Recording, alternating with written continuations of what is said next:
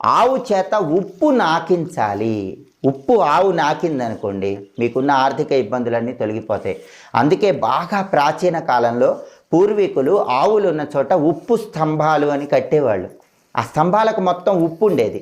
ఆవులు ఆ ఉప్పు స్తంభాలను నాకుతూ ఉంటే ప్రాచీనులకు దోషాలన్నీ పోయేవి, పూర్వీకులకు దోషాలు పోయేవి. అందుకే బాగా వాళ్ళకి కలిసి వచ్చేది. కాబట్టి మనం కూడా ఉప్పు ఆవు చేత నాకిస్తే గనక ఆర్థిక ఇబ్బందుల నుంచి సులభంగా బయటపడవచ్చు. అలాగే విపరీతమైనటువంటి నెగిటివ్ ఎనర్జీ ఉన్నప్పుడు కూడా కలిసి రాదు, డబ్బులు రావు, డబ్బులు వచ్చినా చేతిలో డబ్బులు నిలబడవు. అలాంటప్పుడు ఏం చేయాలంటే సోమవారం ఉదయం 6 నుంచి 7 మధ్యలో చంద్రహోర అంటారు.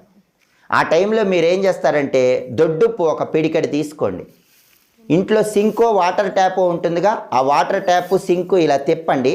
ఆ నీళ్ల కింద మీ పిడికిట్లో ఉన్నటువంటి ఉప్పు కొద్ది కొద్దిగా నీళ్లు ధారలాగా పడుతుంటే అలా